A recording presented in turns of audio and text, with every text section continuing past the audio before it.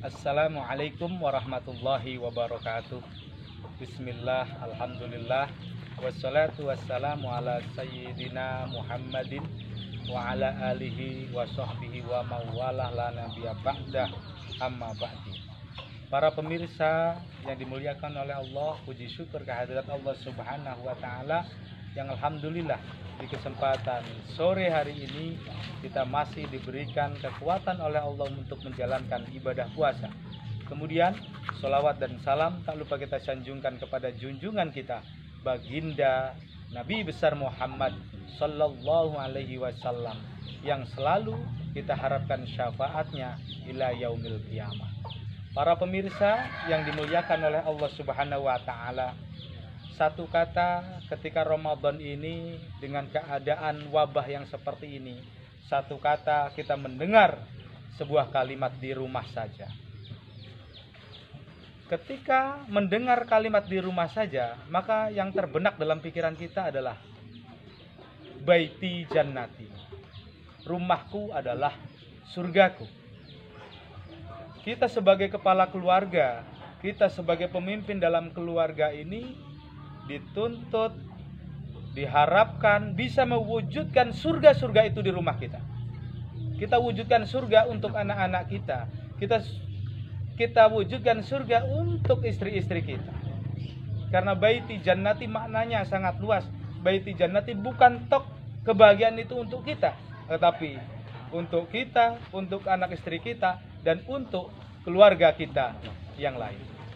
Ketika semua diharuskan di rumah saja, maka satu hal yang perlu kita ingat.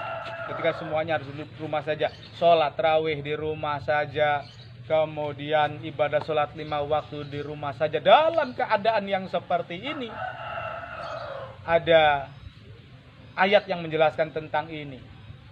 Surat At-Tahrim ayat 6. A'udzubillahi minasyaitonirrajim.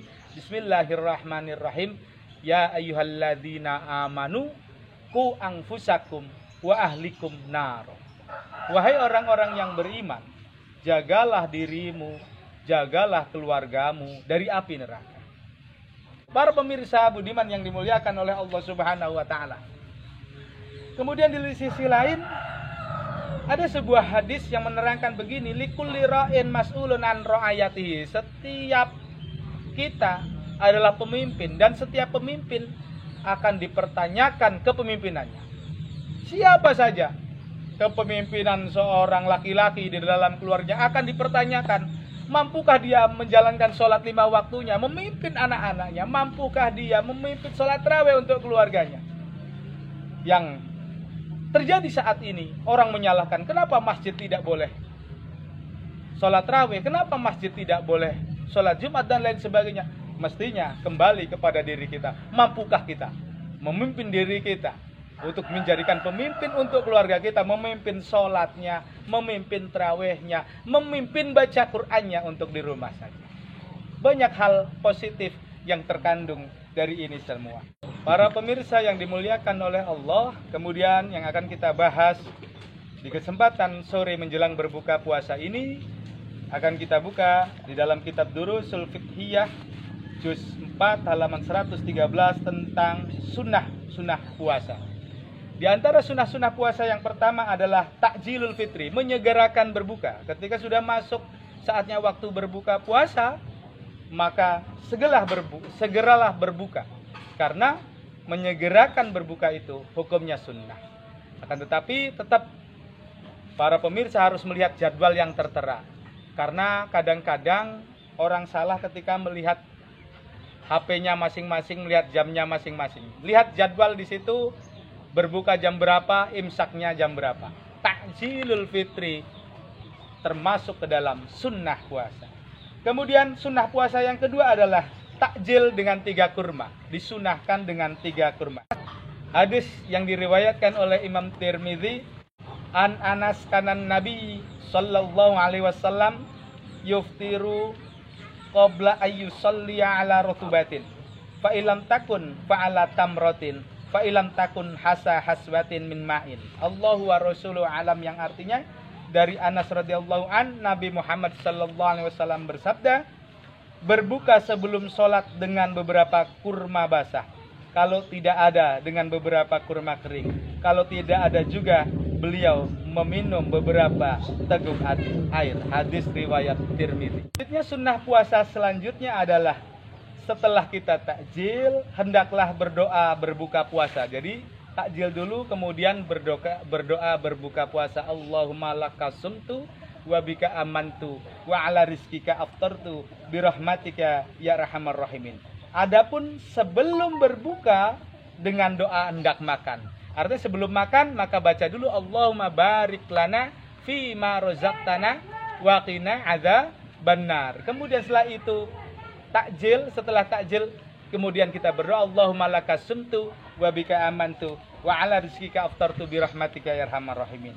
Selanjutnya sunnah puasa selanjutnya adalah memberi makanan atau takjil untuk yang berbuka puasa.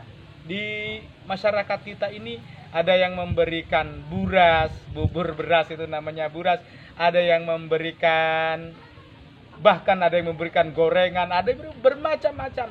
Jadikan kita memberi kepada orang lain itu juga adalah sebuah kesunahan dalam berpuasa. Kemudian kesunahan selanjutnya adalah makan sahur. An Anas radhiyallahu anhu qala Rasulullah sallallahu alaihi wasallam tasahharu fa inna fis sahuri barokah. An Anas radhiyallahu an qala Rasulullah sallallahu alaihi wasallam tasahharu fa inna fis sahuri barokah. Allahu wa rasuluhu alam. Dari Anas radhiyallahu an, Rasulullah sallallahu alaihi wasallam telah bersabda, bersahurlah kamu semua karena sesungguhnya di dalam makan sahur itu ada barokah. Hadis riwayat Imam Bukhari dan Imam Muslim. Kemudian selanjutnya yang termasuk sunnah daripada puasa adalah mengakhirkan sahur. Ketika sahur kita mengakhirkan ya pukul 4 pagi atau lebih sedikit, maka bersahurlah, mengakhirkan sahur, karena ini adalah termasuk sunnah-sunnah daripada puasa. Para pemirsa yang dimuliakan oleh Allah, kembali kita singgung tentang keutamaan daripada fadilah sholat raweh. Dalam Durratun Nasihin majelis keempat dijelaskan bahwasanya barang siapa yang melakukan sholat raweh pada malam ketiga, malaikat di aras mengumumkan, mulailah beramal, Allah telah mengampuni dosamu yang terdahulu. Fadilah sholat raweh yang ketiga adalah malaikat di aras mengumumkan, mulailah beramal, Allah telah mengampuni dosamu yang terdahulu. Maksud daripada ini semua apa? Lakukanlah amaliyah seikhlas, walau sekecil apapun. Karena apa yang kita lakukan di Ramadan ini akan menjadi penghapus dosa-dosa kita. Para hadirin yang dimuliakan oleh Allah, semoga keberkahan selalu bersama kita. Allah memberikan kesehatan lahir dan batin kepada kita, selamat di dunia juga selamat di akhirat. Mohon maaf yang sebesar-besarnya. Wallahul muwaffiq ila aqwamit thoriq. Wassalamualaikum warahmatullahi wabarakatuh.